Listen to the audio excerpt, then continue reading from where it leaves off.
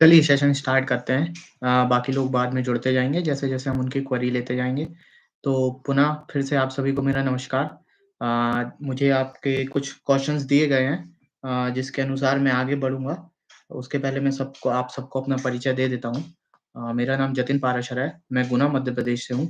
CSE 2022 परीक्षा में मैंने 605वीं रैंक प्राप्त की, जिसके आधार पर मुझको भारतीय राजस्व सेवा, Indian revenue service, IT, income tax पर अलॉट हुई वर्तमान में मैं ईओएल पर हूँ और ये मेरा तीसरा अटेम्प्ट था जिसमें मैंने ये परीक्षा क्लियर की। इसके अतिरिक्त मैंने एमपीपीएससी 2020 में भी 25वीं रैंक प्राप्त की है जिसके आधार पर मुझे असिस्टेंट डायरेक्टर की पोस्ट प्राप्त हुई थी। ये चूँकि वन वे कम्युनिकेशन है, मैंने कभी वन वे कम्युनिकेशन किया नहीं है, इसलिए हो सकता है कि थोड़ा अजीब लगे हमको। अगर आप क्वेश्चन्स पूछते जाएँगे तो उसी आधार पर मैं आपके आंसर देता जाऊँगा। फिर भी कुछ क्वेश्चन्स दिए गए हैं मुझको यूपीएससी टाइम्स चैनल की ओर से, तो मैं उन्हीं के आधार पर आगे बढ़ता हूँ। चूँकि यूपीएससी जो पेपर है, वह 3 चरणों का पेपर है, तो हम उसी अनुसार आगे बढ़ेंगे और उसी के साथ मैं अपनी जर्नी शेयर करता जाऊँगा। मेरी जर्नी स्टार्ट होती है कॉलेज के फाइनल ईयर में। जहाँ मैंने तय कर लिया था कि मुझको अब यूपीएससी के लिए जाना है। हालाँकि कॉलेज के फर्स्ट ईयर, सेकंड ईयर से ही मुझे लगने लगा था कि मैं इंजीनियरिंग सर्विस के लिए नहीं बना हूँ। तो मैंने इसके लिए कॉलेज के सेकंड ईयर से ही मैंने अपनी प्रिपरेशन स्टार्ट की कर दी थी। मेरा मीडियम हिंदी है और मेरा ऑप्शनल जो था यूपीएससी परीक्षा के लिए वो हिंदी लिटरेचर ही था, हिंदी साहित्य था। चूँकि इंग्लिश मीडियम को काफ़ी ज़्यादा गाइडेंस अवेलेबल हो भी जाता है, लेकिन हिंदी मीडियम में जो सबसे बड़ी कमी हम देखते हैं, हमें प्रॉपर गाइडेंस अवेलेबल नहीं होता। तो कोशिश करूँगा कि हमारा जो ये सेशन होगा, वो मोस्टली हिंदी मीडियम स्टूडेंट के लिए ही रहे, जिससे उन्हें बहुत सही गाइडेंस प्राप्त हो सके, इसकी मैं कोशिश करूँगा। तो जर्नी स्टार्ट होती है कॉलेज के फाइनल ईयर से। यद्यपि मैं कॉलेज के प्लेसमेंट में बैठा था, बट मैंने तय कर लिया था कि मुझे सिविल सर्विसेज़ में ही जाना है। तो मैंने कॉलेज के फाइनल ईयर से ही अपनी तैयारी स्टार्ट की। जो मेरी जर्नी रही यूपीएससी की वह यहाँ से रही है कि यूपीएससी को कुछ ना मानने से लेकर यूपीएससी को सब कुछ मानने तक। जब मैं कॉलेज के फाइनल ईयर में था तो मुझे लगता था कि यूपीएससी मेरे आगे कुछ नहीं है। इसी कारण जो मैंने पहला अटेम्प्ट दिया वो मैंने बिना तैयारी के जो थोड़ी बहुत सिर्फ़ बुक्स पढ़ के और दे दिया। जिसके कारण मैं प्रीलिम्स भी क्लियर नहीं कर पाया। तब जाके मुझे एहसास हुआ कि जो यूपीएससी का एग्ज़ाम है वो एक अलग ही लेवल का एग्ज़ाम है, उसको आप हल्के में नहीं ले सकते। जो मेरे वो पहला प्रीलिम्स फ़ेल होने का था, वो शायद मैं ज़िंदगी में पहली बार किसी एग्ज़ाम में फ़ेल हुआ होऊँगा।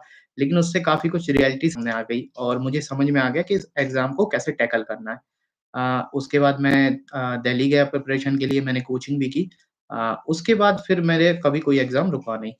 मैंने 2020 यूपीएससी का प्री दिया, जिसमें मैं पास हुआ। मेंस में कुछ गलतियाँ की, तो मैं मेंस पास नहीं कर पाया। उसके बाद मैंने 21 का अटेम्प्ट यूपीएससी का छोड़ा। मैंने एमपीपीएससी का एग्ज़ाम दिया उस साल, उसमें पास हुआ। उसके बाद एमपीपीएससी का मेंस दिया मैंने, उसमें पास हुआ। फिर एमपीपीएससी का नेक्स्ट प्रीलिम्स दिया 21 का, उसमें पास हुआ।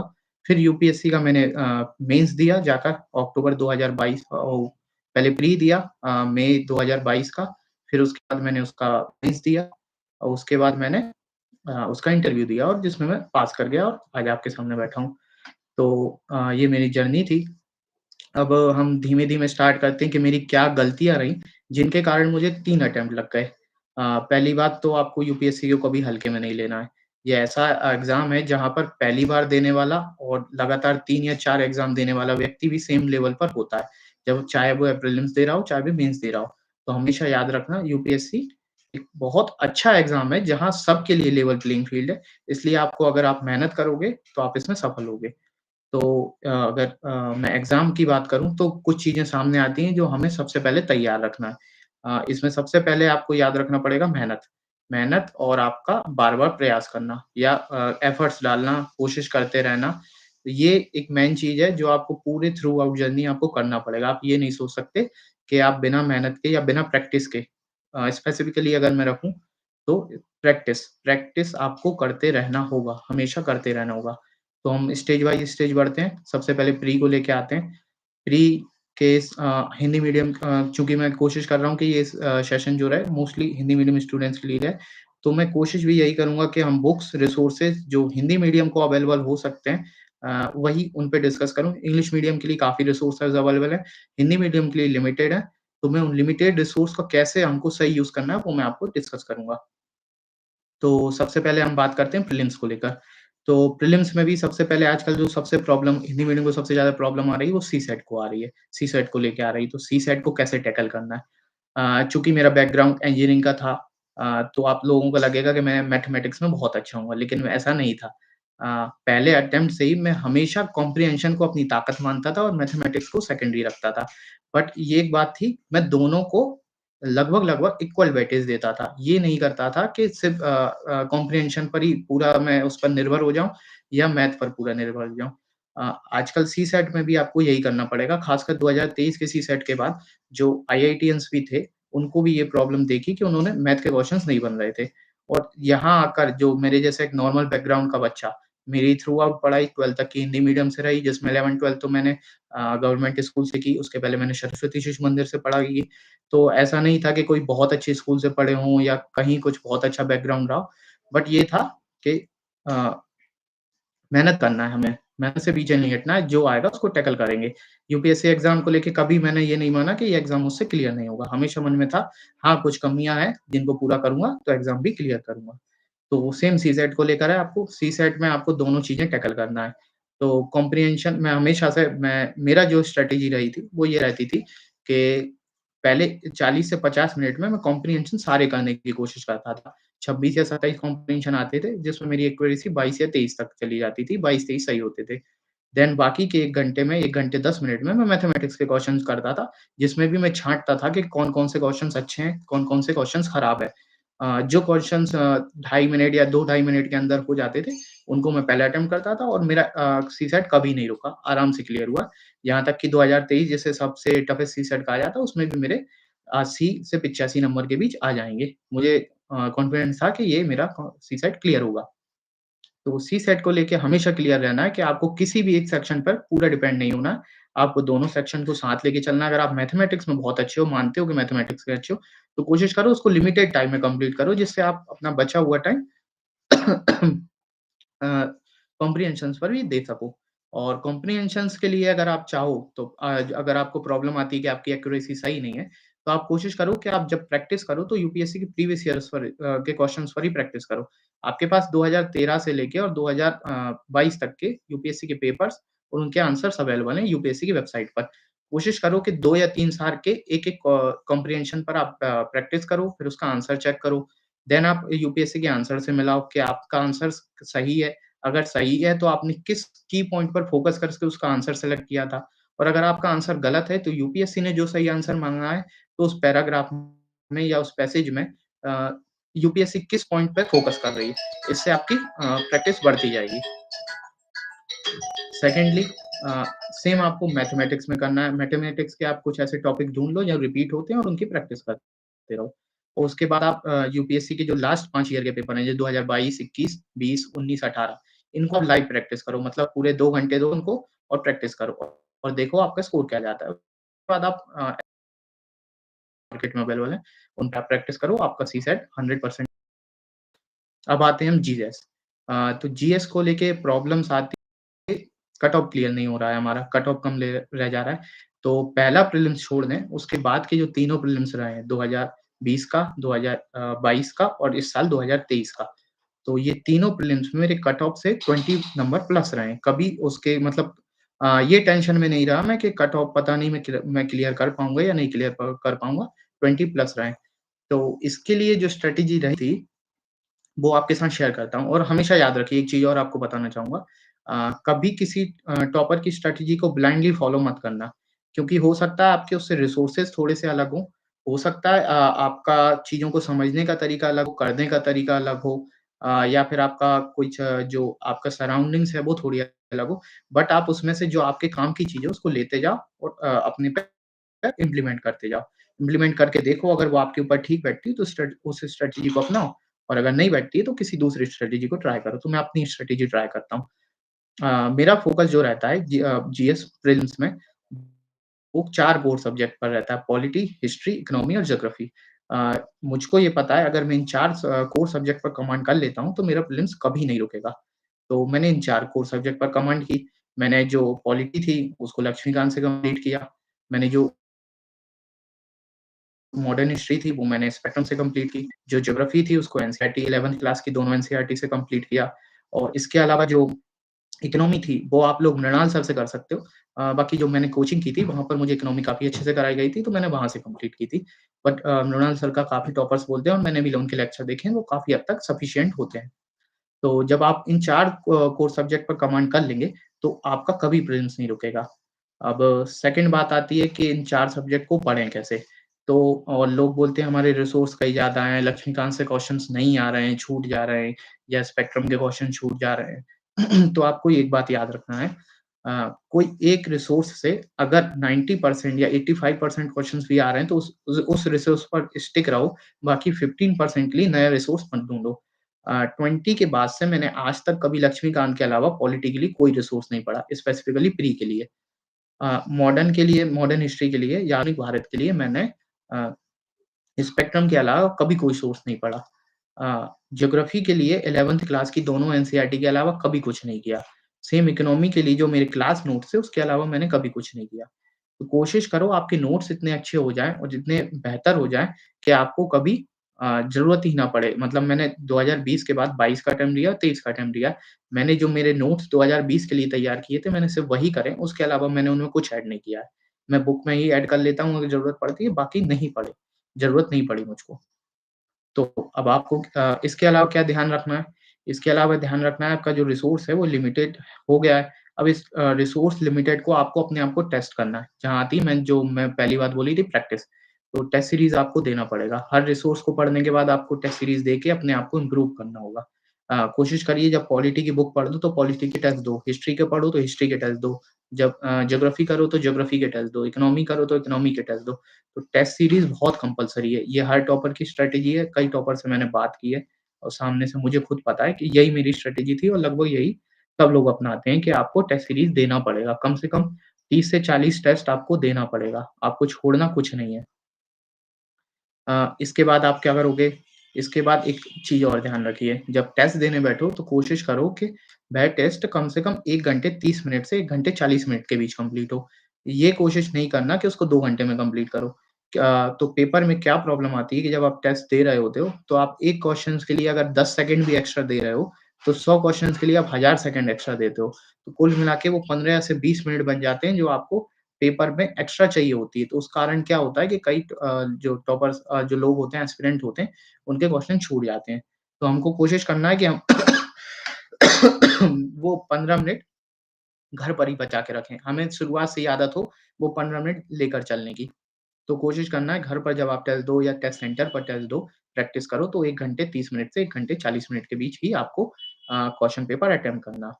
सेकंड बात क्या होती है क्वेश्चन पेपर को एनालाइज़ करने की। मैंने कई लोगों से प्रॉब्लम सुनी है कि पूरा 1 दिन चला जाता है उनको क्वेश्चन पेपर एनालाइज़ करने में। तो आप उसको एनालाइज़ करने के तरीके को बेहतर बनाओ। उसके लिए आप क्या कर सकते हो जब आपके आंसर्स रॉन्ग होते हैं, तो 3 टाइप के आंसर्स रॉन्ग होते हैं आपके किसी भी टेस्ट सीरीज़ में जब आपने प्रैक्टिस की। पहला वो रॉन्ग होता है जो आपको बिल्कुल ही नहीं आता था। दूसरा वो रॉन्ग होता है जो आपका आता था लेकिन आपको याद नहीं आया। तीसरा ऐसा रॉन्ग होता है जो आपने अपनी गलती से रॉन्ग किया, आपको आता भी था और आप पहचान भी गए थे बट हड़बड़ी में या किसी भी कारण फ़ोकस गया, वो रॉन्ग होता है। तो जब एनालाइज़ की बात करने की आती, जो हड़बड़ी में रॉन्ग हुआ, तो उसको एनालाइज़ करने का कोई मतलब नहीं है। आपको पता था उसका आंसर, आपसे गलती हुई। सेकंड ऐसा आंसर जो आप रिकॉल नहीं कर पाए, आपकी रिवीज़न की कमी थी। तो उस चैप्टर पर जाके मार्क कर लो कि मुझे इस चैप्टर का फिर से रिवीज़न करना है, उसको ना कोई नोट करने की ज़रूरत है, ना कुछ उसको बार-बार पढ़ने की ज़रूरत है। तीसरा जो टाइप का क्वेश्चन्स है, जो आपको पता ही नहीं था, उसमें ये देखो कि वो आंसर्स आपको कितना इम्पोर्टेंट है।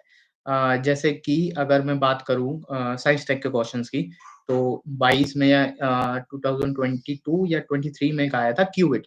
तो क्यूबिट किससे रिलेटेड क्वेश्चन मतलब क्यूबिट किससे रिलेटेड टर्म है। तो ये क्वांटम कंप्यूटिंग से रिलेटेड टर्म है। अब अगर ये कभी किसी टेस्ट सीरीज़ में आता, तो वो उसको पूरा क्वांटम कंप्यूटिंग समझा देते, तो हमें इसकी ज़रूरत नहीं है उसको पढ़ने की। सिर्फ़ आप उस कीवर्ड किससे रिलेटेड है उतना ध्यान रखिए और उसको नोट कर लीजिए। तो ऐसे करके एनालाइज़ करोगे तो आपका लगभग 3 या 4 घंटे में वो क्वेश्चन पेपर एनालाइज़ हो जाएगा, जिससे आपकी एक्यूरेसी या वो जो आप चाहते हो कि और भी टाइम दे सको, वो मेंटेन रहेगा। थर्ड आता है प्रीलिम्स में बहुत ज़्यादा इम्पोर्टेंट है, नंबर ऑफ क्वेश्चन्स कितने अटेम्प्ट करना। जब आप अपनी बार-बार प्रैक्टिस करोगे तब आपको पता चलेगा कि आपको कितने नंबर ऑफ क्वेश्चन्स अटेम्प्ट करना है पेपर में, आपकी एक्यूरेसी कैसी है। जैसे अगर मैं खुद का एग्ज़ाम्पल दूँ तो मेरी एक्यूरेसी बहुत खराब है। मेरे लगभग 30 से 35 के बीच क्वेश्चन्स गलत होते हैं। चाहे मैं 7 क्वेश्चन्स अटेम्प्ट करूँ, चाहे मैं 70 करूँ, चाहे 80 करूँ, चाहे 90 करूँ। तो जब मुझे 30 से 35 गलत होते हैं, तो मैं जब बार-बार प्रैक्टिस करता था, तो मुझे समझ में आया कि अब मुझे 90 से ऊपर ही अटेम्प्ट करना होगा। अगर मैं उससे नीचे अटेम्प्ट करूँगा, तो कहीं न कहीं मेरे जो क्वेश्चन्स जो 100 का कट ऑफ मैं मान के चलता था जनरल का, तो वो पार नहीं होगा, किसी भी कीमत पर पार नहीं होगा, तो मुझे 90 प्लस क्वेश्चन्स ही अटेम्प्ट करना होगा हमेशा। तो ये स्ट्रैटेजी मैंने हर बार यूज़ करी। 20 में मैंने 93 अटेम्प्ट करे थे, 22 में 94 अटेम्प्ट करे और इस साल 97 अटेम्प्ट करे। अब आप देखो इस साल 97 अटेम्प्ट करने का रीज़न क्या है? अगर मेरी एक्यूरेसी कमज़ोर है, 30 से 35 गलत होते हैं, तो अगर इस साल का पेपर टफ है, तो मैंने मान के चला कि मेरे 40 क्वेश्चन गलत होंगे। तो अब अगर मुझे 40 क्वेश्चन्स अटेम्प्ट करना है, तो मुझे अपने जो 40 क्वेश्चन रॉन्ग होंगे, तो मुझे अटेम्प्ट अपने 5 के प्लस ले जाना पड़ेगा, तो मैंने इस साल 97 अटेम्प्ट करे। तो अगर अगर 40 क्वेश्चन्स भी गलत होते हैं, तो मेरा जनरल का कट ऑफ आराम से पार होगा, जो लास्ट ईयर 86 था मतलब उससे कम ही जाने के चांस थे। 88 या 86 था, तो उससे कम ही जाएगा। तो मतलब जनरल का कट ऑफ मेरा पार हो जाएगा। तो इस कारण मैंने 97 अटेम्प्ट करे और मेरा एग्ज़ाम क्लियर हुआ। तो ये हमेशा याद रखना है, आपको नंबर ऑफ क्वेश्चन्स कितने अटेम्प्ट करना है, ये ढूँढना पड़ेगा। थर्ड लोगों को प्रॉब्लम आती है कि सर करंट अफ़ेयर्स का क्या करें? करंट अफ़ेयर्स को कैसे समझें? मुझे समझ में नहीं आ रहा है करंट अफ़ेयर्स को कितना टाइम दें। तो एक चीज़ आपको क्लियर करना चाहूँगा कि अपन हिंदी मीडियम के स्टूडेंट्स हैं न्यूज़पेपर तो अपने लिए कोई बना ही नहीं है। इंग्लिश मीडियम का द हिंदू है बट हम अगर उसको पढ़ने बैठते हैं तो हमको इतना टाइम चला जाता है कि हमारे सब्जेक्ट्स रह जाते हैं, ना हम उसके नोट्स बना सकते। तो सबसे अच्छा है कि आप करंट अफ़ेयर्स की मैगज़ीन पढ़ो और कंपाइलेशन पढ़ो। और उसके एक और क्या फ़ायदा है कि जब आप न्यूज़पेपर पढ़ते हो तो न्यूज़पेपर कहीं न कहीं किसी एक व्यक्ति के व्यूज़ पर आधारित होते हैं, कि एक व्यक्ति ने न्यूज़ लिखी और उसने उस न्यूज़ को अपने व्यूज़ के हिसाब से प्रेज़ेंट कर दिया। बट जब आप मैगज़ीन पढ़ोगे तो मैगज़ीन एक कंपाइलेशन है जो अलग-अलग लोगों ने मिलके कंपाइल किया है। तो उसमें कहीं न कहीं जो व्यूज़ अगर एक तरफ झुके हुए हैं, तो उसको मॉडरेट करके आपके सामने प्रेज़ेंट किया गया है। प्लस आपको एक न्यूज़पेपर का नहीं है, वो कम से कम 4 या 5 न्यूज़पेपर का कंपाइलेशन आपके सामने अवेलेबल है। तो कोशिश करो मैगज़ीन से करो, मंथली मैगज़ीन करो और साथ में जो लास्ट की जो पूरे ईयर की कंपाइलेशन आता है 365 टाइम्स है। मैं पर्सनली विज़न का मटेरियल फ़ॉलो करता हूँ। विज़न 365 करके मैगज़ीन आती है, तो उन्हीं को फ़ॉलो करता हूँ और उन्हीं से मेरा हर बार क्लियर हो जाता है। एग्ज़ाम के पहले कम से कम उनका जो 365 है उसका 4 से 5 बार रिवीज़न करके तो जाओ। मिनिमम 4 बार तो करके ही जाना। और एक चीज़ और याद रखना करंट अफ़ेयर्स को याद करने की कोशिश नहीं करना है, ख़ासकर प्रीलिम्स के लिए। प्रीलिम्स के लिए याद करने का कोई फ़ायदा ही नहीं है क्योंकि प्रीलिम्स में आपके सामने आंसर अवेलेबल है। आपको बस उस आंसर को पहचानना है कि वो आंसर कौन-सा है इस क्वेश्चन का आंसर कौन-सा है। आपको वहाँ मेंस का तरह आंसर लिखना नहीं है, सिर्फ़ पहचानना है। तो अगर आप जो करंट अफ़ेयर्स की मैगज़ीन होंगी उन्हें याद करने की जगह सिर्फ़ 4 बार पढ़ोगे, तो कोशिश करके आप पहचान लोगे कि हाँ, ये आंसर्स है। वही प्रैक्टिस का खेल है, प्रैक्टिस हर लेवल पे काम आएगी आपकी, चाहे प्री हो, चाहे करंट अफ़ेयर्स हो, चाहे जीएस के क्वेश्चन्स हो। अब एक और लास्ट चीज़ इसके बाद हम प्रीलिम्स से आगे बढ़ेंगे, वह है प्रीवियस ईयर के क्वेश्चन्स को देखना और उनको एनालाइज़ करना। तो प्री के लिए प्रीवियस ईयर क्वेश्चन से ज़्यादा इम्पोर्टेंट है प्रीवियस ईयर क्वेश्चन्स की थीम, वो किस थीम से आ रहा है। यूपीएससी बार-बार थीम रिपीट करती है, हमेशा से रिपीट करती आई है। आप देखोगे कि 2019 से लेके और 22 या 23 तक जो एमपी की हिस्ट्री या हम बोल सकते हैं जो पूर्व मध्यकाल की हिस्ट्री है उसको उससे 1-2 क्वेश्चन्स हमेशा रिपीट होते थे। तो मैंने चूँकि एमपीपीएससी की तैयारी की थी, तो यहाँ मुझे फ़ायदा मिलता था और मैं पहचान जाता था कि ये चंदेल का मतलब क्वेश्चन्स अलग ही समझ में आता था, ये चंदेल का है, ये परमार वंश से क्वेश्चन है। तो ये क्वेश्चन्स लगातार रिपीट होते हैं, तो मतलब थीम रिपीट होती है। दिल्ली सल्तनत से लगातार क्वेश्चन्स रिपीट होते हैं। महात्मा गांधी जी के जो तीनों आंदोलन हैं, उससे क्वेश्चन्स रिपीट होते हैं। 1940 के बाद की जो मॉडर्न हिस्ट्री, उससे क्वेश्चन्स रिपीट होते हैं। तो ये आपको एनालाइज़ करना होगा थीम के आधार पर कि यूपीएससी को कौन-सी थीम ज़्यादा पसंद है। उन थीम्स को बार-बार एक एक्स्ट्रा एफर्ट दो, एक ज़्यादा मौका दो, उसको एक बार और रिवीज़न करो। जैसे अगर हम पॉलिटी की बात करें तो जो लक्ष्मीकांत का पहला ही चैप्टर है जिसमें एक्ट दिए गए हैं रेगुलेटिंग एक्ट वगैरह, तो उसमें से आप देखोगे हर साल एक क्वेश्चन्स आता है और वो लक्ष्मीकांत और स्पेक्ट्रम मिला के अगर आप दोनों को कर लो तो आराम से वो कवर हो जाता है आपका। तो कोशिश करो उनको एक एक्स्ट्रा एफर्ट देके जाओ, उनको एक ज़्यादा रिवीज़न देके जाओ। तो सेम ऐसा ही है। सेम ज्योग्राफी में अगर आप देखोगे जो इंडियन ज्योग्राफी बुक है 11th क्लास की जो एनसीईआरटी बुक है, उसमें से उस बुक में से सीधे-सीधे क्वेश्चन्स आते हैं। मतलब पैराग्राफ का पैराग्राफ उठा के तक पूछ लेते हैं वो डायरेक्ट पूछे क्वेश्चन्स पूछ लेते हैं। जैसे कि मैं अगर आपको एग्ज़ाम्पल दूँ, तो जो बरखान वाला क्वेश्चन्स आया था एक बार कभी जैसलमेर में जो रेत के टिब्बे पाए जाते हैं, वो क्वेश्चन्स एनसीईआरटी से था। इसके अलावा जो आपका ये जो अरुणाचल प्रदेश की जो पहाड़ियाँ अबोर, मिशमी, नागा जो लाइन से ज़माने आई थी, वो एनसीईआरटी से था। पूर्वी भारत की जो नदियाँ उत्तर से दक्षिण ज़माने आती हैं, वो एनसीईआरटी में क्वेश्चन था। एक बार चाय की खेती के लिए दशा पूछी थी उनने, वो एनसीईआरटी में था। केसर की खेती किस भूमि पर हो जाती है, वो एनसीईआरटी में था। ये ऐसे क्वेश्चन्स हैं जो एनसीईआरटी में सीधे-सीधे दिए हुए हैं। तो आपको कोशिश करना होगा कि एनसीईआरटी को आप ना छोड़ो। ये प्रीलिम्स का था। इसके बाद हम मेंस पे बढ़ते हैं। तो प्रीलिम्स का सिंपल फंडा है प्रैक्टिस, प्रैक्टिस, प्रैक्टिस, प्रैक्टिस। जो फुल लेंथ के टेस्ट होते हैं, फुल लेंथ ऑल सब्जेक्ट मतलब यूपीएससी के लेवल पर, वो आपको कम से कम 20 से 30 लेके जाना लगा के जाना है। और अगर देखो हिंदी मीडियम से हैं, तो हमें टेस्ट सीरीज़ भी उतनी अच्छी प्रोवाइड नहीं हो पाती है। तो आप चाहे इसको कोचिंग का प्रचार भी मान सकते हो या कुछ भी मान सकते हो, बट जो विज़न आईएएस कोचिंग है उसकी जो टेस्ट सीरीज़ है वो काफ़ी अच्छी है। मतलब हिंदी मीडियम के लिए मुझे नहीं लगता उससे अभी तक अच्छी कोई टेस्ट सीरीज़ अवेलेबल हो पाई है। मैंने कोशिश भी की और कोचिंगों की लगाने की, तो विज़न के तो कंप्लीट टेस्ट लगा ही लेना, विज़न की टेस्ट सीरीज़ लगा लेना। सेकंड उसके अलावा इंग्लिश मीडियम के भी कम से कम 5 या 6 टेस्ट लगा के जाना। मतलब इंग्लिश के लिए भी आपको कंफर्टेबल होना पड़ेगा। आप ये नहीं सोच सकते कि आप इंग्लिश से पूरा कट जाओ, क्योंकि हिंदी के क्वेश्चन्स गलत आते थे, आते हैं और आते रहेंगे। आपको इंग्लिश में एक बार उनको लास्ट बार मतलब किसी क्वेश्चन में डाउट हो तो इंग्लिश में उतनी ही स्पीड और एफिशिएंसी से पढ़ना होगा, जितना आप हिंदी को पढ़ते हो।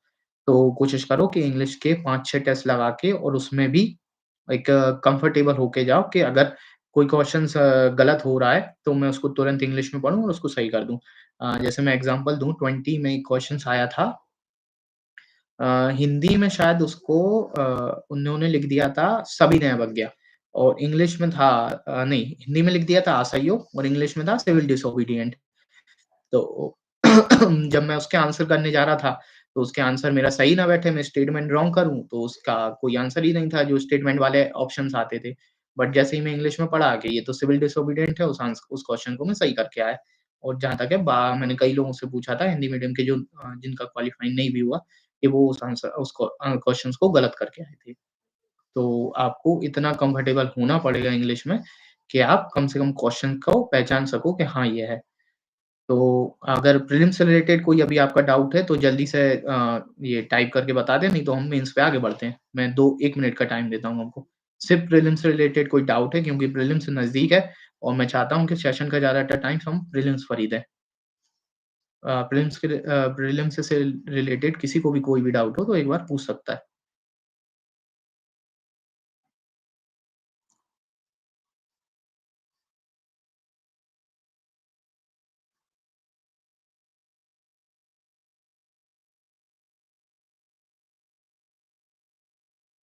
मुझे नहीं लगता अभी कोई जुड़ा हुआ है, तो हम मेंस पे चलते हैं। मेंस में आप सभी को पता है कि 4 जीएस के सब्जेक्ट होते हैं, ऐसे होता है, प्लस ऑप्शनल होता है और साथ में आपके जो हिंदी और इंग्लिश के जो लैंग्वेज पेपर होते हैं।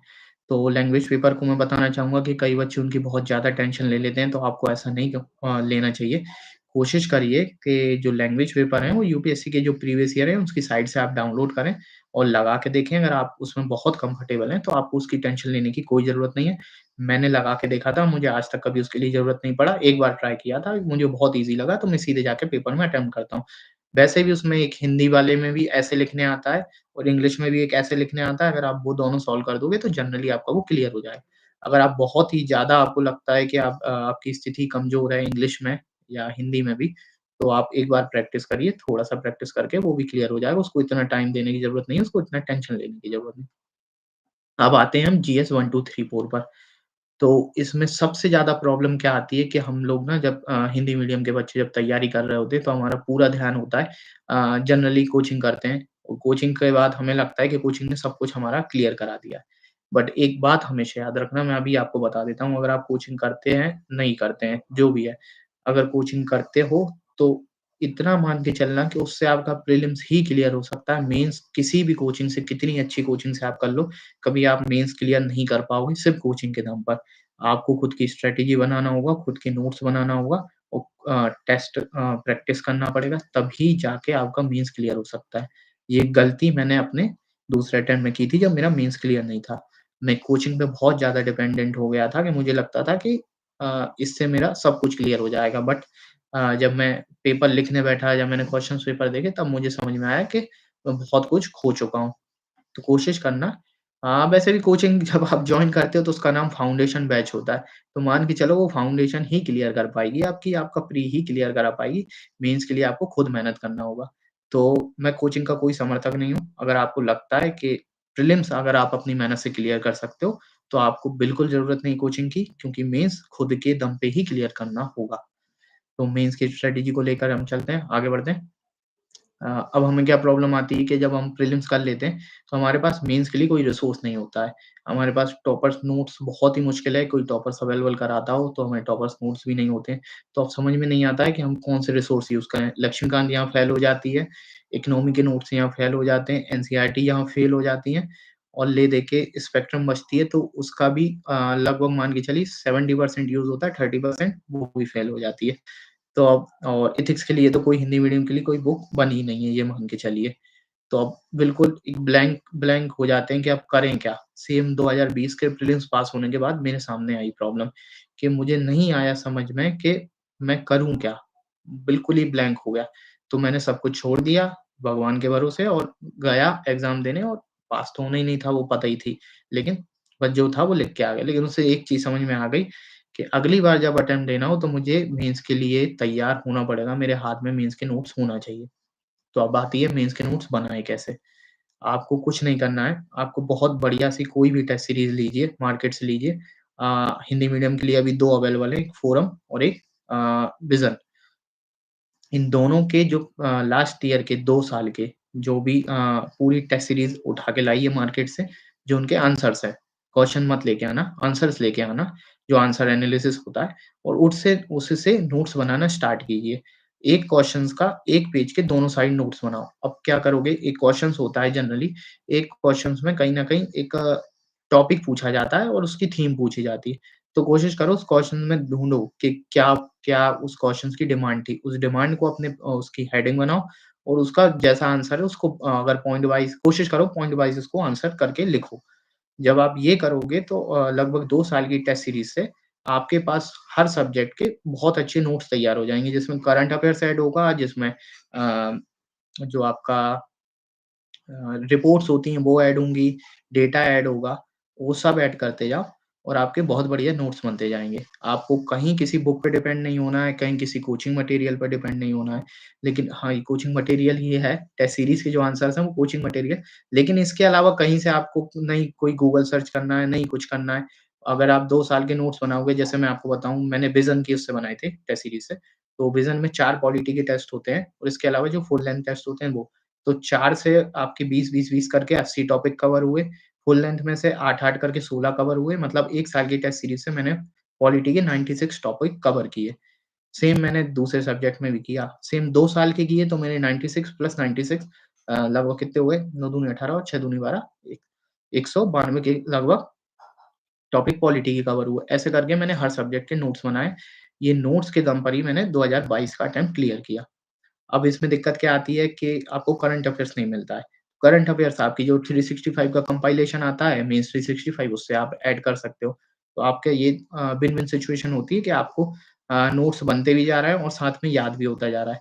प्लस आपको क्या करना है यहाँ भी आके, जो मेन अपना शुरुआत में बात हुई थी प्रैक्टिस।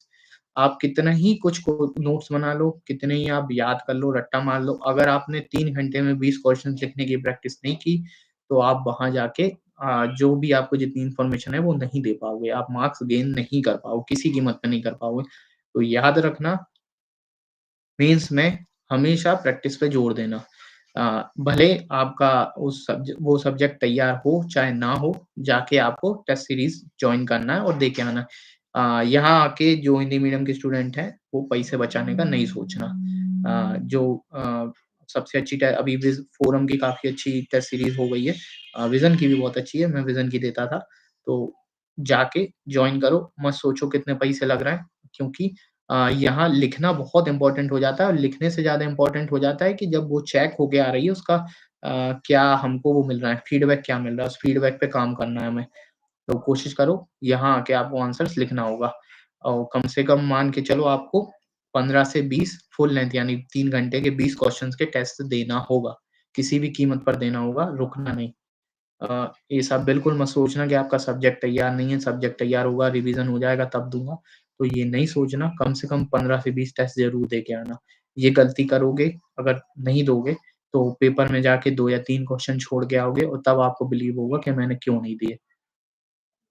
ठीक है? तो यही जो सेम प्रोसेस है, एक क्वेश्चन को एक सिंगल पेज के ए4 साइज़ के दोनों साइड लिखना है। ऐसे करके आपके टॉपिक तैयार होते जाएँगे। सेम पेपर 2 कंप्लीट करो पहले, फिर 3 करो, 4 करो, 1 करो। ऐसे करके जीएस के आपके चारों सब्जेक्ट कंप्लीट होंगे, उनके नोट्स अवेलेबल होंगे। इसके सैंपल मैंने अपने टेलीग्राम चैनल पे डाल रखे हैं। मैं बाद में कमेंट में अपने टेलीग्राम चैनल की लिंक शेयर कर दूँगा, तो जॉइन करके तुम देख सकते हो। अभी मेरे पास है नहीं, मैं नहीं तो दिखा सकता था तुम्हें। मेंस के नोट्स मेरे पास अभी अवेलेबल है नहीं। ठीक? अब बात आती है हमारी ऐसे को लेकर। ऐसे को लेकर क्या किया जाए ये समझ में नहीं आता है कई लोगों को क्या है सर रिसोर्स कौन-सा अपनाएँ। तो ऐसे के लिए रिसोर्स की कोई ज़रूरत नहीं है। अगर आपको देखना है तो आप टॉपर्स के मतलब किसी भी कोचिंग की साइट पर या किसी भी बुक में देख सकते हो कि टॉपर्स कैसे लिखते थे और कोशिश करना उनको फ़ॉलो मत करो। अपनी स्ट्रेंथ देखना कि अब तुम्हारी खुद की क्या स्ट्रेंथ है, तुम क्या मतलब क्या अच्छा कर सकते हो, वही तुम्हारे ऐसे को अच्छा बनाएँगे। और ऐसे के लिए जो भी तुम्हारा जो डेटा है या जो भी कंटेंट है, वो तुम्हारे जीएस के पेपर हैं। जीएस 1 टू 3 पेपर को अगर तुम कर लेते हो, तुम्हारे पास इतना कुछ अवेलेबल है कि तुम्हें उसके अलावा एक्स्ट्रा कुछ करने की ज़रूरत नहीं है। तुम्हारे ऑप्शनल को भी इसमें डाल दो। जैसे मेरा हिंदी लिटरेचर था तो मुझे काफ़ी फ़ायदा होता था कविता या कुछ भी लिखने में। तो मैं यूज़ करता था। सेकंड अब मैं जो बोल रहा हूँ कि आपकी क्वालिटी क्या है उसे पहचानो। जैसे मेरी क्वालिटी है जो माइथोलॉजी है उस पे मेरी थोड़ी-सी अच्छी पकड़ है। रामायण, महाभारत की कहानियाँ मुझे काफ़ी अच्छे से याद हैं, बचपन से देखी हुई हैं और साथ में इसके अलावा स्कूल एजुकेशन भी मैंने काफ़ी अच्छी की थी। तो मुझे लगता था कि मुझे कई कहानियाँ याद हैं, प्लस हिंदी लिटरेचर की कविताएँ थी। तो मैं जब भी कोई ऐसे लिखता हूँ, तो कोशिश करता हूँ उसको किसी माइथोलॉजी की किसी पौराणिक कथा से जोड़ के स्टार्ट करूँ। जनरली सबसे भारत में सबसे अच्छा पौराणिक कथा या ऐसी कहानी जिसको सब जानते हैं, वो एक है बुद्ध की कहानी, एक महात्मा गांधी जी की कहानी है और राम जी की कहानी। तो मेरे जो ऐसे की शुरुआत होती है, वो हमेशा इन 3 कहानियों से जनरली मैं चा करता हूँ कोशिश 3 कहानी से होती है। जैसे इस बार जो ऐसे आया था, इस बार का हाँ, सभी भटकने वाले गुम नहीं होते। वो इसकी इंट्रो मैंने चालू की थी कि बुद्ध सॉरी श्री राम, अर्जुन और बुद्ध 3 व्यक्तित्व, 3 युग, तीनों अपने रास्ते से कहीं न कहीं सॉरी सभी भटकने हाँ, कहीं न कहीं अपने जीवन में इन्हें भटकना पड़ा लेकिन ये गुम नहीं हुए। जैसे राम को वन में भटकना पड़ा लेकिन फिर भी गुम नहीं हुए। अर्जुन का मन भटका लेकिन फिर भी गुम नहीं हुआ और बुद्ध ने तो अपने जीवन की उसके लिए भटकना स्वीकार किया, वन में भटकना या वन में विचरना स्वीकार किया। सेम आपको अपने ऐसे को एनरिच करना होगा। सेम लास्ट ईयर आया था अ, एक जहाज जो समुद्र के लिए बना होता है लेकिन एक जहाज जो सबसे सुरक्षित अपने बंदरगाह पे होता है, लेकिन वह उसके लिए बना ही नहीं होता।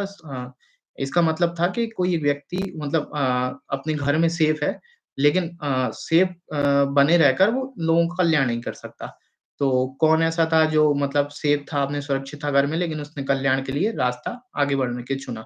तो सेम राम जी सबसे सुरक्षित अयोध्या में थे, लेकिन बनना तो रावण को मारना थी तो वन में तो जाना होगा, धरती को राक्षसों से मुक्त करना थी तो वनों में तो जाना ही होगा।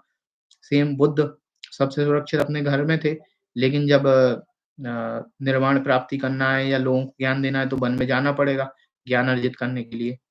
तो यहीं से आंसर गांधी जी सुरक्षित थे, चाहते तो आराम से बगावत कर सकते थे, किंतु कहीं न कहीं भारत को आज़ाद कराना है, वो अपने अधिकारों के लिए लड़ना है, तो लड़ना तो पड़ेगा, भटकना तो पड़ेगा। मतलब युद्ध के मैदान में तो कूदना पड़ेगा। तो यहाँ से आपके अपने इंट्रो को चालू कीजिए। इसके अलावा अगर आप चाहें तो कोई कहानी या कविता से भी स्टार्ट कर सकते हैं, अगर याद हो और मैं कोशिश करता हूँ, मैं बना लेता हूँ। जनरली मैं हल्की-फुल्की 2-4 लाइनें इधर-उधर करके, किसी गाने को याद करके अपनी कविता बना लेता हूँ। जैसे इस बार शिक्षा पर आया था अ, कुछ आधुनिक शिक्षा को लेके आया, शिक्षा नीति को लेके। तो मैंने वो शिक्षा वाला जो सेकंड ऐसे था, उसको एंड किया, जो हम सरस्वती शिशु मंदिर में पढ़ते थे, तो एक वंदना हमें कराई जाती थी रोज़। अ अ जो साहसशील हृदय में भर दे, जीवन त्याग तपोमय कर दे, संयम सत्य स्नेह का भर दे, स्वाभिमान भर दे। हे हंसवाहिनी ज्ञानदायिनी अम्बर बली मत दे। तो मैंने हे हंसवाहिनी को हटाया, सिर्फ़ ये जो 4 लाइन थी मैंने आखिर में जो कंक्लूड किया अपने एसे को वो यही किया कि हमारी शिक्षा पद्धति ऐसी होना चाहिए, साहसशील हृदय में भर दे, जीवन त्याग तपोमय कर दे, संयम सत्य स्नेह का भर दे और स्वाभिमान भर दे। इससे कहीं न कहीं कनेक्ट भी होता है। अब ये हमारी नई शिक्षा नीति का अगर सार निकाल के जाओगे तो यही लाइन है। नई शिक्षा नीति जो बात करती है, उसका सार यही लाइन है। तो मैंने वही सार के रूप में उसको लिख दिया। तो आपने जीवन में जो कुछ सीखा है वो सब ऐसे में लिख सकते हो।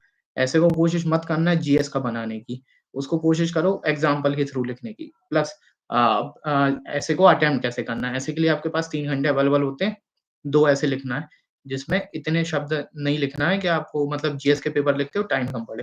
तो कोशिश करो कि ऐसे की पहले आप भूमिका बना लो।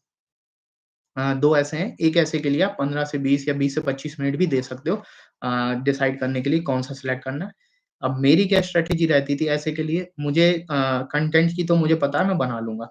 मुझे चाहिए एग्ज़ाम्पल मैं ऐसे चुनता हूँ जिसके एग्ज़ाम्पल मेरे पास भर-भर के हैं और हर डायमेंशन के मेरे पास एग्ज़ाम्पल हैं।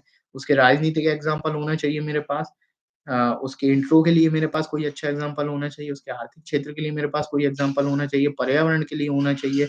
अगर व्यक्ति केंद्रित कोई एग्ज़ाम्पल दे सकूँ, तो व्यक्ति केंद्रित होना चाहिए। एक राष्ट्र के तौर पर कोई एग्ज़ाम्पल दे सकूँ, तो राष्ट्र के तौर पर, समाज के तौर पर। तो ये सभी एग्ज़ाम्पल याद करने की कोशिश करता था और जिस टॉपिक के लिए मेरे पास सारे एग्ज़ाम्पल हो जाते थे, उस टॉपिक को चुन के मैं उस ऐसे को लिख देता था। तो आपको भी यही कोशिश करना है। ये हो गई हमारी बात। अब आती है हिंदी लिटरेचर के लिए। तो ऑप्शनल जो है हिंदी लिटरेचर लेने का कारण यही था कि बाकी सब्जेक्ट में मार्क्स नहीं आ रहे थे। कराया भी गया था, तो लगा हिंदी लिटरेचर तो अब एक ऑप्शनल को जब चुनो ना, तो ऑप्शनल को चुनते हमेशा खुद से पूछो कि आप उस ऑप्शनल में कैसे हो? आप उसमें कैसा परफ़ॉर्म कर सकते हो? और उसमें मार्क्स आ रहे हैं कि नहीं आ रहे हैं? इस साल जो 2022 जो मतलब मैं सेलेक्ट हुआ, उसमें बाकी अच्छे मार्क्स मिले हैं। बल्कि कुछ ऑप्शनल में हिंदी लिटरेचर से ज़्यादा अच्छे मार्क्स मिले हैं। जैसे ज्योग्राफ़ी वालों को अच्छे मार्क्स मिले, पीएसआईआर को अच्छे मार्क्स मिले, हिस्ट्री को अच्छे मार्क्स मिले, हिंदी में 282 हाईएस्ट गया है। तो बाकी ऑप्शनल में भी मार्क्स मिल रहे हैं। बट कुछ ऑप्शनल फिर भी आपको जब ऑप्शनल डिसाइड करो तो 2-3 चीज़ें आपको देखना पड़ेगा, उसका कंटेंट अवेलेबल है कि नहीं? कंटेंट फिर भी हिंदी में अवेलेबल हो जाता है, उसकी टेस्ट सीरीज़ अवेलेबल नहीं होती, उसकी टेस्ट सीरीज़ अवेलेबल है कि नहीं? तीसरा, उस सब्जेक्ट में मार्क्स आ रहे हैं कि नहीं? जैसे सोशियोलॉजी ऑप्शनल हुआ, सोशियोलॉजी मुझे नहीं लगता हिंदी मीडियम में किसी के मार्क्स उतने अच्छे आ रहे हैं। तो थोड़ा-सा डिसाइड करते टाइम हमेशा याद रखना कि इन चीज़ों पर भी सोचना बहुत ज़रूरी है कि उस क्योंकि अल्टीमेटली आपका जो गोल है वो ये नहीं है कि अपने आप को सैटिस्फाइड करना या अपने आप पढ़ा लेना।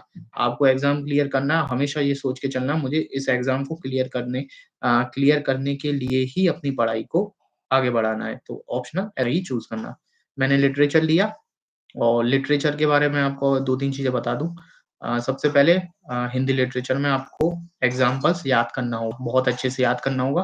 अगर एग्ज़ाम्पल्स याद हैं, तो कोई ऐसा क्वेश्चन जिसको आपको नहीं भी आता, उसको आप आराम से अटेम्प्ट कर लोगे और लिख के आ जाओगे। सेकंड चीज़, भाषा शैली पे थोड़ी-सी अपनी अच्छी पकड़ बनाना। तीसरी, टॉपर्स कॉपी को एनालाइज़ ज़रूर करना। जैसे रवि से आग की कॉपी बहुत अच्छी है, विपिन दुबे सर की कॉपी बहुत अच्छी है, उन दोनों की कॉपी देखना। रवि से आग सर के लिए आप पेपर 1 में देखना वो कैसे अटेम्प्ट करते हैं, विपिन दुबे सर कैसे पेपर 2 में व्याख्याओं को अटेम्प्ट करते हैं, ये आपको बहुत अच्छे से ध्यान देना होगा। कोशिश करो जो व्याख्या वाला पार्ट है पेपर 2 में जो पद्य और गद्य की व्याख्या रहती है, उनको पहले से ही उनका एक जो सेटअप है वो बना के रख लो कि उसको जाके बस आपको पेपर में छापना है। क्योंकि कहीं न कहीं फिक्स क्षेत्र है कि उन्हीं से व्याख्या आती है। अगर आप पहले से एक पैटर्न बना के रख लोगे तो सीधे-सीधे छाप के आ जाओगे। अभी ऑप्शनल के लिए इतना ही बता सकता हूँ। तीसरा है इंटरव्यू को लेके बात करते हैं। तो इंटरव्यू जो था 2022 का मेरे उतने अच्छे मार्क्स नहीं रहे, 154 मार्क्स थे। बट कुछ चीज़ें हैं जो इस साल मैंने इम्प्रूव की हैं, देखते हैं क्या होता है। रिज़ल्ट अभी आने वाला ही है, 1 महीने के अंदर आ जाएगा। होप सो अगर भगवान की कृपा रही तो काफ़ी कुछ सर्विस में चेंज हो जाएगा। बाकी अगर जो मुझे लगता था पिछली साल क्या था एक तो हमारा बैकग्राउंड बहुत हम्बल रहता है। खासकर हिंदी मीडियम के बच्चों को हम ऐसे दे के आते हैं कि कभी-कभी ज़िंदगी का पहला इंटरव्यू दे रहे होते हैं, कि हमने कभी इससे पहले इंटरव्यू ही नहीं दिया होता है। तो इतना नर्वस हो जाते हैं जो हमको एक्चुअली में बताना चाहिए, वही हम बात बता नहीं पाते। तो कोशिश करना, बी नेचुरल, कुछ भी फेक करने की कोशिश मत करो, कोई हॉबी नहीं है तो अपने जो ऑप्शनल से रिलेटेड कोई हॉबी क्रिएट कर सकते हो तो वही क्रिएट करो। कुछ एक्स्ट्रा ऐड ऑन मत करना, बहुत मुश्किल होगा उसको सैटिस्फाई करना क्योंकि वो कुछ ना कुछ ऐसा पूछ लेंगे जो आप नहीं बता पाओगे। दूसरी चीज़, नर्वस बिल्कुल नहीं रहना है। जो आप मॉक इंटरव्यू बाहर देखते हो, जो यूट्यूब पर अवेलेबल हैं, जो आपको लगता है कि ये कुछ भी पूछ रहे हैं, ये कुछ भी कर रहे हैं, तो वहाँ ऐसा नहीं है। जो अंदर का जो माहौल है, वो बहुत नेचुरल है। वो आपसे बेटा करके बात करेंगे, वो आपको रिस्पेक्ट देंगे, वो आपके जानना चाहते हैं। आप ये मत सोचना कि वो आपको क्वेश्चन आंसर करके पूछना चाहते हैं या कुछ भी। वो आपको मतलब आपकी जो बिहेवियर है, जो आप अंदर से कैसी पर्सनैलिटी है आपकी, उसका नाम ही इंटरव्यू का पर्सनैलिटी टेस्ट होता है। आपकी पर्सनैलिटी कैसी है, वो जानना चाहते हैं। तो अगर आप किसी क्वेश्चन का आंसर नहीं दोगे, तो उस क्वेश्चन को बदल देंगे, दूसरा क्वेश्चन पूछेंगे। जहाँ आप आंसर दोगे, उसी पर आगे डिस्कशन करेंगे क्योंकि आप कुछ नहीं बोलोगे, तो आपको जानेंगे कैसे वो? उनकी कोशिश रहती है आपको जानने की। तो ये मत सोचना कि मुझे ये नहीं आता, ये भी नहीं पता है, वो क्या सोचेंगे, वो क्या सोच लेंगे, कुछ नहीं। वो आपको जानना चाहते हैं, वो आपकी पर्सनैलिटी को देखना चाहते हैं कि जब आप आंसर दे रहे हो, तो आप उस चीज़ के बारे में क्या सोचते हो, आपके व्यूज़ कैसे हैं। कहीं न कहीं हमारी व्यूज़ में झलक जाता है कि अगर हम कुछ गलत सोच रखते हैं, तो कहीं न कहीं उन्हें समझ में आ जाता है कि इसके व्यूज़ ठीक नहीं है। ये मतलब एलिजिबल नहीं है कि एक प्रशासन में आ सके। अपने व्यूज़ में सुधार करना। कोशिश करना डिस्कशन करके अपनी बातों को और अच्छा करो। अ, एक रूम में बंद होके मत रह जाना। इंटरव्यू के टाइम पे कोशिश करना कई लोगों से मिलो, कई टाइप के लोगों से मिलो और अपने व्यूज़ रखो। उनके व्यूज़ सुनो और देखो यार दोनों के व्यूज़ की तुलना करके। इंटरव्यू की जो तैयारी होगी वो आपकी डिस्कशन से ज़्यादा होगी, ना कि पढ़ के होगी। और तीसरा इस पेज के लिए आपको न्यूज़पेपर पढ़ना होगा क्योंकि करंट अफ़ेयर्स के बारे में वो पूछ लेते हैं। जैसे 2022 के इंटरव्यू में मुझसे 26 जनवरी की जो परेड होती है, उसके मुख्य अतिथि के बारे में पूछा था कि वो क्यों आए थे, किस लिए आए थे, भारत को इससे क्या फ़ायदा हुआ, उनके देश को इससे क्या फ़ायदा होगा। म्यांमार इश्यू चल रहा था उस टाइम, उसके बारे में उन्होंने पूछा था, तो यहाँ आके आपको न्यूज़पेपर पढ़ना होगा। और न्यूज़पेपर में भी मेरा मानना है कि इंडियन एक्सप्रेस पढ़ना, द हिंदू पर कोशिश मत करना, कहीं न कहीं एक प्रॉब्लमैटिक हो सकता है आपके लिए। इंडियन एक्सप्रेस पढ़ना और दूसरा मैगज़ीन से कवर करना। मैगज़ीन बहुत अच्छा है क्योंकि वो अलग-अलग न्यूज़पेपर का कंपाइलेशन है और कोई भी एक मतलब किसी एक तरफ अगर झुका हुआ है वो न्यूज़पेपर तो उस मैगज़ीन में उसको कवर करके सही दिशा में लाके आपको जानकारी दी जाएगी। तो ये लगभग-लगभग सब हो चुका है इस पेपर के थ्रू का। एमपीपीएससी के बारे में अगर आपको जानना हो तो मैं थोड़ा-सा एमपीपीएससी के बारे में बता देता हूँ। एमपीपीएससी का हमेशा याद रखना उसमें प्रैक्टिस, प्रैक्टिस, प्रैक्टिस, प्रैक्टिस उसमें भी बहुत इम्पोर्टेंट है। प्री के लिए कम से कम 100 150 टेस्ट दे दो। इतने टेस्ट दे दो कि आपके सामने से सब कुछ गुज़र जाए। फिक्स सिलेबस होता है। कहीं न कहीं अगर आपने 40 मतलब 100 को अगर पेपर दिए तो अगर 100 उसके क्वेश्चन लगा लो तो 10,000 क्वेश्चन्स होते हैं। अगर 10,000 क्वेश्चन आपकी आँखों के आगे से गुज़र गए, तो वहाँ आप ये गलत नहीं होंगे। सेम मेंस की स्ट्रैटेजी एमपीपीएससी की तो बहुत अच्छा है कि आपको फिक्स यूनिट कर दिए हैं, हर यूनिट का एक स्पेसिफिक सिलेबस है और मार्केट में हिंदी मीडियम के लिए यहाँ हिंदी मीडियम को फ़ायदा है, एमपीपीएससी में हिंदी मीडियम को फ़ायदा है कि हमारे लिए मटेरियल काफ़ी अच्छा है। तो वो बुकलेट ले लो, उस बुकलेट से पढ़ना स्टार्ट कर दो और आराम से मेंस का सिलेबस करो, यहाँ भी मेंस के लिए प्रैक्टिस करना है। सेकंड चीज़ क्या है एमपीपीएससी में जो मेंस होता है उसमें यूनिट फिक्स हैं तो आपको पता कोशिश कर सकते हो जैसे कोई क्वेश्चन नहीं आ रहा है तो ये किस यूनिट का क्वेश्चन्स है। जैसे मान के चलो 5 यूनिट का क्वेश्चन्स है और फिक्स है कि 1 यूनिट से 3 या 4 क्वेश्चन्स आना है। तो अगर किसी 5 यूनिट हैं, 4 यूनिट के सारे क्वेश्चन्स हो गए, 5वीं यूनिट का ये हो सकता है ये 5वीं यूनिट का क्वेश्चन्स है तो कुछ भी उसके बारे में 2-4 लाइन लिख के आ जाओ। तो हो जाएगा, एमपीपीएससी हो जाएगा। यही है प्रैक्टिस कभी मत छोड़ना। याद रखना यूपीएससी हो या एमपीपीएससी हो और चाहे प्रीलिम्स हो, चाहे मेंस हो, हमेशा प्रैक्टिस बहुत ज़्यादा ज़रूरी है। Practice, practice, practice. लोग बोलते हैं कि लक होना ज़रूरी है। मेरा मानना है कि हाँ, इसमें जैसे-जैसे आप ऊपर की स्टेज में जाते-जाते हो लक का फैक्टर बढ़ता जाता है। लेकिन मैंने हमेशा जो तैयारी की वो कभी नहीं माना कि लक मेरे साथ है। मैंने कोशिश की कि मेहनत से उस अगर मेरे साथ लक नहीं है, तो मैं उन लोगों के बराबर आ सकूँ वो जिनके पास ज़्यादा लक है और उस लक के लिए मैंने उतनी मेहनत की। तो कोशिश करते रहो आराम से, कोई दिक्कत नहीं है इतना ख़ास, लोड लेने की ज़रूरत नहीं, जो बोले कि हिंदी मीडियम से नहीं हो सकता, बिल्कुल हो सकता है, बहुत आराम से हो सकता है। मटेरियल अपने सीमित रखना, इधर-उधर ज़्यादा भाग-दौड़ मत करना। और कोशिश करना कि अपने नोट्स बनाओ और तैयारी करो और किसी भी एक चीज़ पर डिपेंड मत होना, हमेशा डिपेंड मत होना। खुद के अलावा बहुत मुश्किल है कि आपको कोई और इस एग्ज़ाम से निकाल सके। कोशिश करो, टॉपर्स को सुनो, नोट्स बनाओ और प्रैक्टिस करो, सक्सेस हो। तो अब आपके क्वेश्चन्स ले लेते हैं। मुझे लगता है मैंने लगभग काफ़ी टाइम ले लिया है, लेकिन 10-15 मिनट आपके क्वेश्चन्स लेते हैं, फिर उसके बाद सेशन को एंड करते हैं।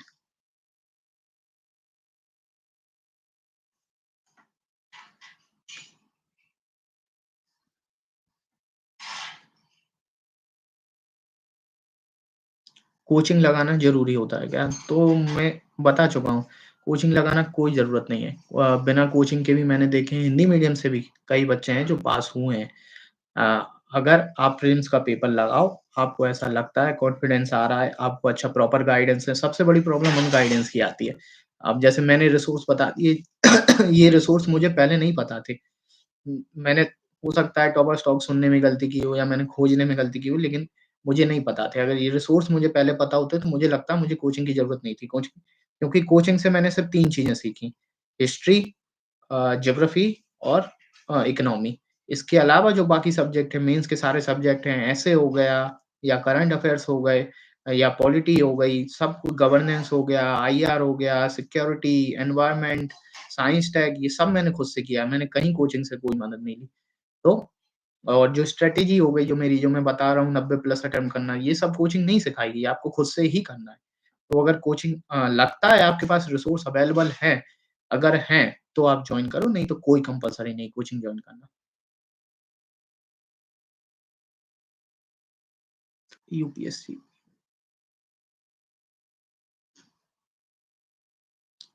टाइम कम बचा है, बट इसी टाइम तो मैं तो हर बार करता हूँ। तो जो आपकी विज़न की पीटी 365 आई हैं, उनको 4 रिवीज़न करके जाना है हमें। फ्री के लिए टाइम कम बचा है, उससे कोई मतलब नहीं, बहुत टाइम है अभी तो।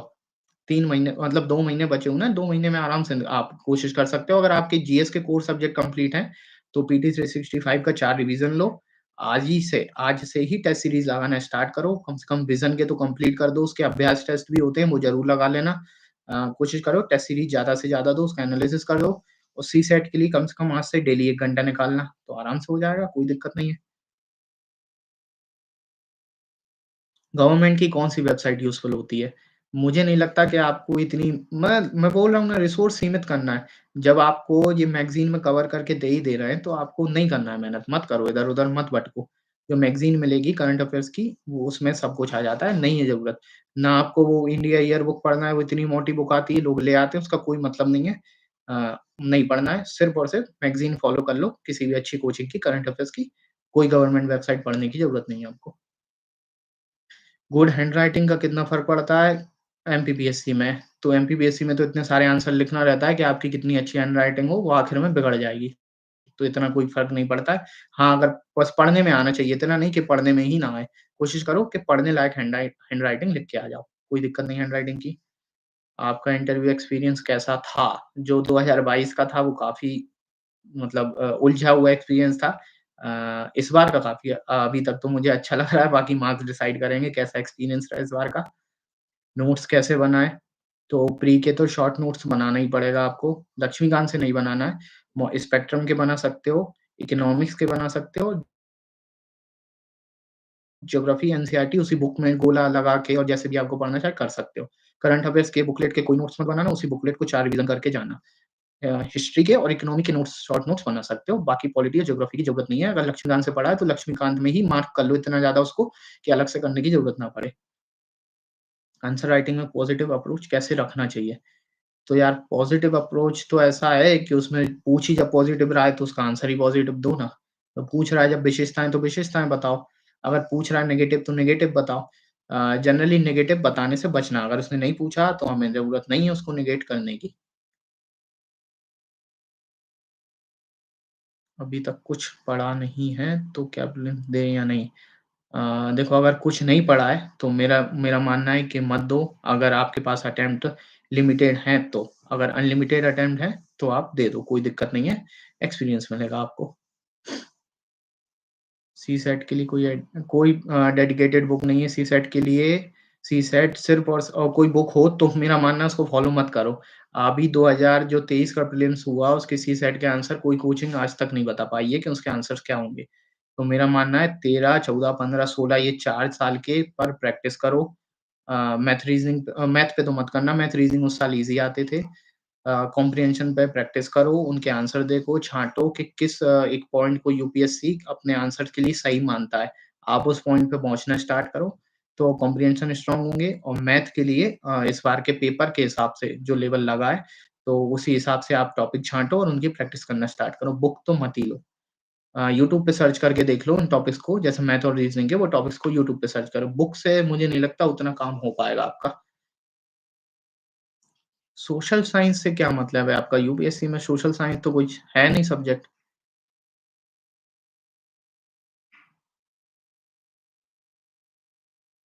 जो एमपीपीएससी में डिमोटिवेशन आ रहा है, डिमोटिवेशन कुछ नहीं है। देखो, अगर आपको अपने अंदर कॉन्फिडेंस है कि हाँ, मैंने ये तैयारी क्यों स्टार्ट की थी, मैंने इस तैयारी के लिए क्या-क्या छोड़ा है, तो डिमोटिवेशन कभी नहीं आएगा। अगर आता भी है तो उठो और फिर से तैयारी करने में जुट जाओ यार। जब चुना है ये रास्ता तो हार क्यों मानना है? जब जब अटेम्प्ट खत्म हो जाएँगे, जब देखेंगे अभी तो बस तैयारी करना है, बिना सोचे-समझे तैयारी ही करना है। आप प्री निकाल रहे हो इसका मतलब आप और भी कई लगातार अगर प्री निकाल रहे हो, मेंस दे रहे हो मतलब आप कई लोगों से अच्छे हो। कहीं न कहीं थोड़ी बहुत चूक जो रह जा रही है मेंस में, अगर आप प्रैक्टिस करोगे अपने आप को और अच्छा बनाओगे तो कहीं न कहीं अच्छे होगे। देखो मोटिवेशन के लिए एक्सटर्नल सोर्स मत ढूँढना। हमेशा मोटिवेट अपने अंदर से रहो। जैसे लोग शॉर्ट्स वगैरह देखते हैं यूट्यूब पर और इन पर इंस्टाग्राम पर, तो मुझे लगता है वो उससे बकवास चीज़ कुछ नहीं है। मोटिवेशन हमेशा खुद के अंदर से आती है। अब जैसे वो मोटिवेशन वाले प्रोग्राम मैंने एक बार ट्राई किया 1-2 बार देखने का, तो उनको देख के ज़्यादा डिमोटिवेट हो गया। मुझे लगा कि यार ये कि लोग कितना अच्छा कर ले रहे हैं, मैं क्यों नहीं कर पा रहा हूँ? तो उस डिमोटिवेट होने से अच्छा उनसे खुद के अंदर से मोटिवेशन लाओ कि यार ये तैयारी क्यों शुरू की थी? खुद के लिए की थी, अपने घर परिवार को मतलब एक सोशल स्टेटस दिलाने के लिए कि जो परिवार के लोग हैं, वो समाज में उनका नाम हो, हम कुछ देश के लिए कर सकें। जिसके लिए ये तैयारी स्टार्ट की थी, अगर वो ध्यान में लाओगे, तो डिमोटिवेट कभी नहीं होगे। होगे भी तो अपने आप उससे उभर आओगे। स्टडी में कंसिस्टेंसी कैसे बनाए रखें? देखो कंसिस्टेंसी से मतलब होता है कि आपका ग्राफ ना 0 के नीचे नेगेटिव में नहीं जाना चाहिए दिन में। जैसे हफ्ते में ऐसा कभी नहीं होगा कि आप रोज़ 10 घंटे पढ़ाई करो। कभी 10 भी होगी, कभी 7 भी होगी, कभी 5 भी होगी, कभी 6 भी होगी, कभी 2 भी होगी। अगर ये लगातार चल रहा है ना, तो वो कंसिस्टेंसी है। उसके बारे में मत सोचो इतना ज़्यादा। जिस दिन 2 घंटे उस दिन ये मत सोचना कि मैंने 8 घंटे क्यों पढ़ा? ये सोचना कि अगर मैं 0 पढ़ता उससे तो मैंने कम से कम 2 घंटे पढ़ लिया। तो वो अप डाउन ग्राफ होता रहता है आपका, तो उसके बारे में टेंशन नहीं लो। दूसरा कोशिश करो हाँ, एक चीज़ हमारा रह गया कि रिवीज़न कैसे करें? अभी ये किसी ने पूछा भी नहीं। तो रिवीज़न करने का सबसे अच्छा तरीका है, आज जो आपने पढ़ा, अगले दिन सुबह उठो और 2 या 3 घंटे में जो आपने पूरे दिन पिछले दिन में पढ़ा था, उसको रिवाइज़ करने की कोशिश करो। हो सकता है स्टार्टिंग में आधा दिन चला जाए आपका, लेकिन आप धीमे-धीमे करके इसको 2 घंटे में ले आओगे, कि आपने जो पिछले दिन जो आपने सब कुछ पढ़ा है उसको आप 2 घंटे में रिवाइज़ कर सको। अगर ये करोगे और फिर यही चीज़ आपको हफ्ते के 7वें दिन करना है यानी संडे को करना है, कि मैंने मंडे से लेके और सैटरडे तक जो पढ़ा है, उसको मैं संडे को पूरा रिवाइज़ करूँ। अगर ये रखोगे ना तो कंसिस्टेंसी अपने आप मेंटेन होती जाएगी। सिर्फ़ हफ्ते का रखना, अगर चाहो तो इसको महीने का भी कर सकते हो कि 25 दिन जो पढ़ा है, आखिरी के 5 दिन उसको भी करो। ये मेरी पर्सनल स्ट्रैटेजी थी। महीने वाली जो थी वो एक टॉपर की थी, मैं नाम याद नहीं आ रहा। टीना रावी जो मैम थी, उनकी स्ट्रैटेजी थी। तो महीने वाली तो मैं फ़ॉलो नहीं कर पाया, हफ्ते वाली मैं फ़ॉलो कर पाता था। तो कोशिश करोगे तो इससे कंसिस्टेंसी भी मेंटेन रहेगी आपकी। कैसे जानें कि यूपीएससी के लायक हैं कि नहीं? अटेम्प्ट दे लो, पता चल जाएगा।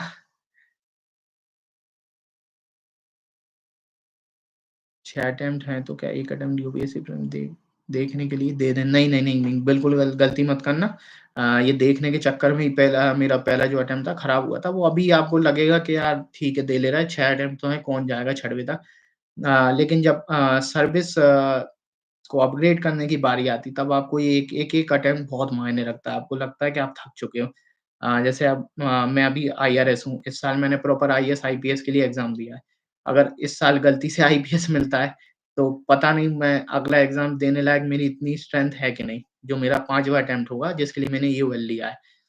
वो देखना पड़ेगा, अगर देना पड़ेगा तो अब मुझे डर लगेगा कि मेरे पास 2 ही अटेम्प्ट हैं प्रॉपर आईएएस बनने के लिए। तो अगर आपको ऐसा लगता है कि सिर्फ़ कोई भी मतलब सर्विस चलेगी तो दे लो, बाकी मेरा नहीं लगता कि बिना तैयारी के आपको अटेम्प्ट देना चाहिए। जो तैयारी के साथ अटेम्प्ट देते हैं, तो वो पहले अटेम्प्ट के लिए जो बहुत पढ़ाई होती है, वो बाकी अटेम्प्ट के लिए आप कभी नहीं कर सकते हो। उतनी अच्छी पढ़ाई जो पहले अटेम्प्ट के लिए होती है, वो बाकी अटेम्प्ट में नहीं होती। तो कोशिश करो फुल फ्लेज तैयारी करके ही यूपीएससी का अटेम्प्ट दो। यूपीएससी को कभी कम मत मानना, कभी भी मत मानना, अपने आप से कम हमेशा आपके ऊपर ही है वो। अ कोशिश करो उसको डिकोड करने की और उस तक पहुँचने की। अगर आप उसके 50% में भी पहुँच गए, तो आप आईएएस बन जाओगे। 12th क्लास में हैं, यूपीएससी कैसे करें? अभी 12th कर लो यार भाई और कॉलेज कर लो। सेकंड अगर आप 3 ईयर का वो कोर्स करते हो डिग्री करते हो तो 3rd ईयर में सोचना, नहीं फाइनल ईयर में कॉलेज के सोचना।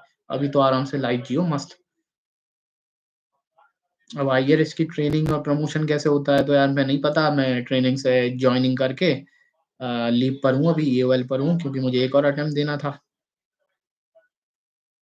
आपका डेली का स्टडी शेड्यूल कैसा रहता था? डेली का मेरा कोई शेड्यूल नहीं रहता था, मेरे फिक्स रहते थे टारगेट के मतलब जितना मन लगता था उतना पढ़ता था, मैं लोड नहीं लेता था कभी। ये मान के चलो लोड कभी भी नहीं लिया कि यार इतना करना था, इतना रह गया तो ठीक है बस करना था तो कर लिया। टॉपिक डिसाइड होते थे, खोलता था ये इतने 5-10 टॉपिक दिख रहे हैं, चलो यार ये 10 टॉपिक कर लूँगा। बस अगर वो हो गए तो ठीक है, 7-8 भी हो गए तो सुकून रहता था। डिस्ट्रैक्शन से कैसे बचना चाहिए?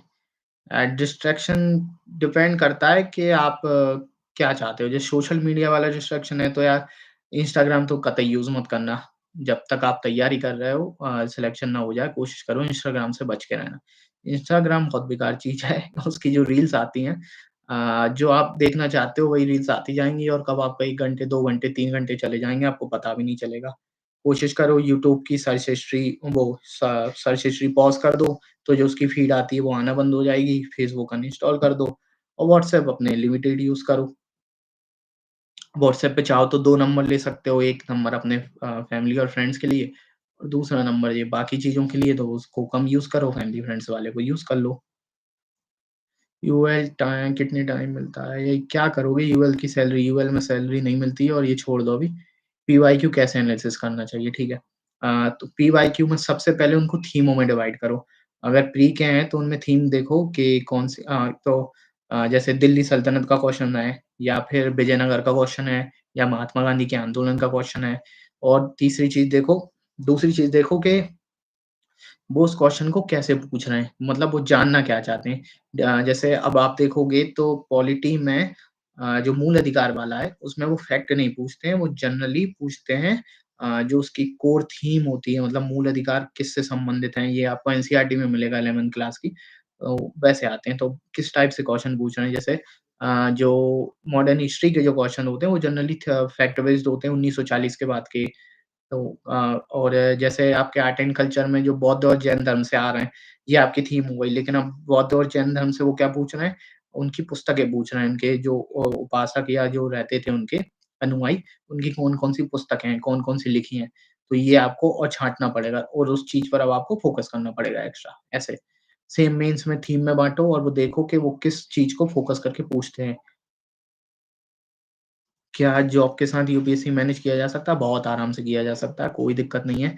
आपको डे बस ये है कंसिस्टेंसी मेंटेन रखना। जैसे अब मैं आपको बताऊँ, अगर कोई व्यक्ति 12-13 घंटे पढ़ के सिर्फ़ 4 या 5 या 6 घंटे का ले पाए मतलब मेन चीज़ होती है आप पढ़ने से ज़्यादा इम्पोर्टेंट है आप पढ़ाई को उससे गेन कितना कर पा रहे हो। जैसे मैं 7 से 8 घंटे पढ़ता हूँ। मेरी जनरली सोने की बहुत आदत है, मुझे नींद बहुत आती है, तो मैं आराम से 10 से 11 घंटे की नींद लेता हूँ। चाहे मेंस हो, चाहे प्री हो। तो लेकिन जब पढ़ता हूँ, तो मैं कोशिश करता हूँ जब मैं पढ़ रहा हूँ तो उससे मैं गेन अधिक से अधिक जैसे 8 घंटे पढ़ के मैंने 6 घंटे का गेन किया तो वो काफ़ी है। बजाए इसके कि मैंने 10 घंटे पढ़ के और 6 घंटे का गेन किया। तो सेम अगर आप जॉब करते हो तो कोशिश करो कि वो 6 घंटे जो पढ़ने वाले हैं आपके उन 6 घंटे में से कम 5 घंटे का गेन कर सको, फ़ोकस के साथ कर सको। वही है, हो जाएगा, कोई दिक्कत नहीं है। सिलेबस कैसे एनालाइज़ करना चाहिए? सिलेबस या प्रीवियस ईयर के साथ एनालाइज़ करो तो हो जाएगा बहुत अच्छे से। आपने यूपी में आरओ कभी दिया है? नहीं यार, कभी नहीं दिया। आपकी रिवीजन स्ट्रैटेजी कैसी रहती थी? रिवीजन स्ट्रैटेजी मैंने अभी शेयर कर दी है। आपको आज का पढ़ना है, अगले दिन सुबह उठ के सबसे पहले उसको रिवाइज़ करना है, फिर अपने कोई नए टॉपिक की शुरुआत करना है। सर आपसे क्वेश्चन कहाँ पूछ सकते हैं? मेरा टेलीग्राम चैनल है, मैं उसकी लिंक अभी दे दूँगा और चाहो तो इंस्टा पर भी पूछ सकते हो, उसकी भी लिंक मैं आपको दे दूँगा। मुझे लगता है कि लगभग-लगभग सारे क्वेश्चन्स हो चुके हैं, तो सेशन एंड करते हैं। चलिए अ, आपको जय श्री महाकाल, पुनः नमस्कार और बढ़िया अच्छे से तैयारी कीजिए, कोई टेंशन नहीं है और सबसे बड़ी बात हिंदी मीडियम को कभी डिमीन मत करना, हम सेलेक्ट होते हैं, धीमे-धीमे करके आगे बढ़ेंगे, जो हमें जो गाइडेंस नहीं मिलता था, आप देखो देखते जाओ, धीमे-धीमे करके मिलना भी चालू होगा, टॉपर्स भी सामने आएँगे और सबके चैनल और ट्राई करो सर्च मारो जो टॉपर्स हैं, उनके चैनल देखो, कहीं न कहीं कुछ न कुछ मिलता रहेगा। लेते रहो, पढ़ते रहो, रिसोर्स अपने ज़्यादा मत बढ़ाना, बस याद रखना रिसोर्स लिमिटेड ही रखना। हमारे साथ सबसे बड़ी प्रॉब्लम होती है कि हम कई सारी चीज़ें इकट्ठे करके ले आते हैं और सब कुछ फैला देते हैं, जो बोलते हैं ना फैलारा कर दिया बिल्कुल। सब कुछ फैला देते हैं और कुछ नहीं होता है। कोशिश करो कम रिसोर्स, अच्छी पढ़ाई, अच्छी प्रैक्टिस, प्रैक्टिस कभी मत छोड़ना, चाहे प्री हो, चाहे मेंस हो, चाहे इंटरव्यू हो, प्रैक्टिस हमेशा करते रहना। अपने आप में कॉन्फिडेंस बनाए रखो, एग्ज़ाम क्लियर होगा, बहुत अच्छे से होगा, सक्सेस पाओगे। ठीक है? चलिए नमस्कार, जय श्री महाकाल।